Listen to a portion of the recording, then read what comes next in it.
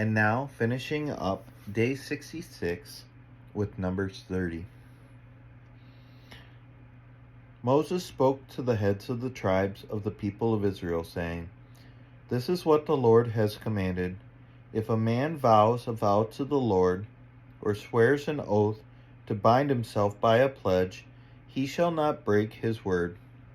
He shall do according to all that proceeds out of his mouth. If a woman vows a vow to the Lord and binds herself by a pledge while within her father's house in her youth, and her father hears of her vow and of her pledge by which she has bound herself, and says nothing to her, then all the vows shall stand, and every pledge by which she has bound herself shall stand. But if her father opposes her on the day that he hears of it, no vow of hers, no pledge by which she has bound herself shall stand, and the Lord will forgive her, because her father opposed her. If she marries a husband while under her vows, or any thoughtless utterance of her lips by which she has bound herself, and her husband hears of it, and says nothing to her on the day that he hears, then her vows shall stand, and her pledges by which she has bound herself shall stand. But if, on the day that her husband comes to hear of it, he opposes her, then he makes void her vow that was on her, and the thoughtless utterance of her lips by which she bound herself, and the Lord will forgive her.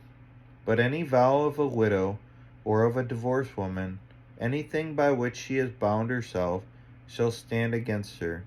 And if she vowed in her husband's house, or bound herself by a pledge with an oath, and her husband heard of it, and said nothing to her, and did not oppose her, then all her vows shall stand, and every pledge by which she bound herself shall stand. But if her husband makes them null and void on the day that he hears them, then whatever proceeds out of her lips concerning her vows or concerning her pledge of herself shall not stand. Her husband has made them void, and the Lord will forgive her. Any vow and any binding oath to afflict herself, her husband may establish, or her husband may make void. But if her husband says nothing to her from day to day, then he establishes all her vows, all her pledges that are upon her. He has established them because he has said nothing to her on the day that he heard them. But if he makes them null and void after he has heard them, then he shall bear her iniquity. These are the statutes that the Lord commanded Moses about a man and his wife, and about a father and his daughter, while she is in her youth within her father's house. And this finishes up day 66. We'll see you tomorrow.